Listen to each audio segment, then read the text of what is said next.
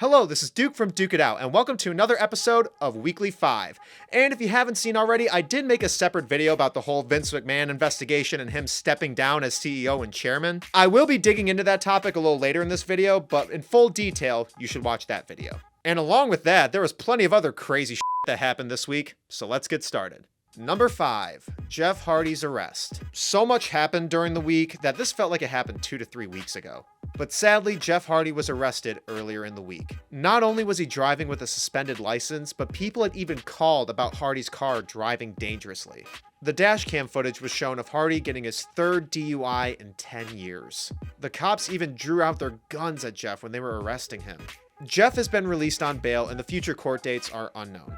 But this is a huge disappointment. We have seen Jeff relapse many times now, and many fans, including me, were really hoping that this go-round in AEW was going to be different for Hardy. But with the injuries and brutality in his match with Darby Allin, and about to be booked in a ladder match against Jurassic Express and the Young Bucks, it had led to a repeat of something we never like hearing. AEW released a statement saying, "We were able to resume contact with Jeff Hardy this afternoon. AEW does not condone Jeff's alleged behavior. We've made it clear to Jeff that we'll assist him in getting treatment for substance abuse issues, which he's indicated that he's open to receiving. In the interim, he is suspended without pay and he can only return to AEW upon successfully completing treatment and maintaining his sobriety." Matt Hardy has also made statements on Twitter and his podcast of not only his disappointment in Jeff, but the disappointment that Jeff also has in himself. But Matt mentioned it well himself, that to really get better from this type of situation is in the end doing it for yourself and no one else. With this disappointment still contains so much love and support for Jeff, and we're hoping to see him reach that sobriety. Number 4, Thunder Rosa accused of sandbagging.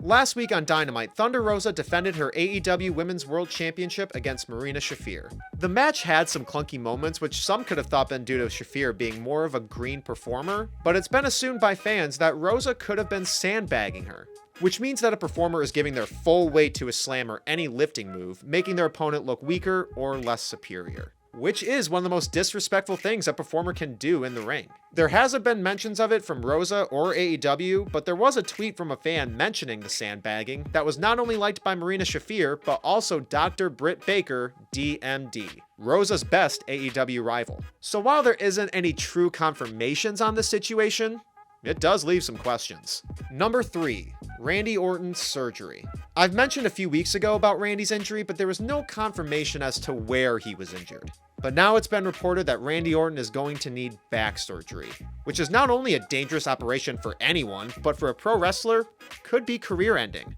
While it more than likely won't be the end of Orton's in-ring career, he's expected to be out for the remainder of 2022. And apparently he was locked to face Roman Reigns at SummerSlam, but now it's Brock. Again, in a last man standing match. But Orton being gone from television is a huge loss for WWE.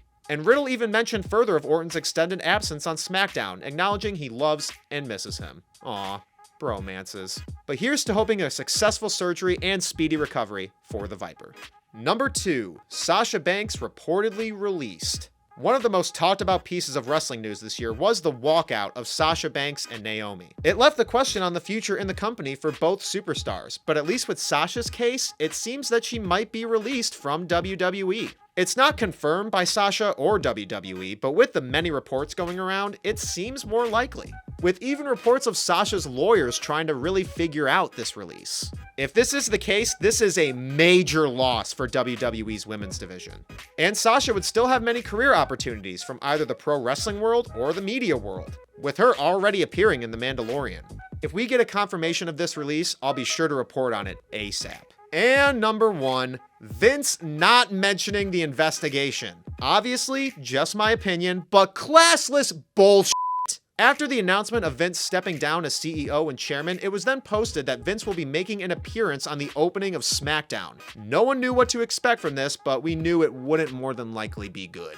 But Vince walked out getting some cheers, which just grossed me out. And he just gave some spiel on their then now forever logo, welcomed everyone to SmackDown, threw the mic, and walked to the back. What the f***? And apparently current and former WWE talent have reached out to wrestling reporters, discussing their opinion on how tone-deaf that statement from Vince was. So instead of using that public TV time on Fox, To address your wrongdoings along with you no longer being chairman, you do what WWE almost always does with these types of scenarios and swipe it under the rug and don't bring anything up like nothing is wrong. That's what represents the most popular wrestling company in the world.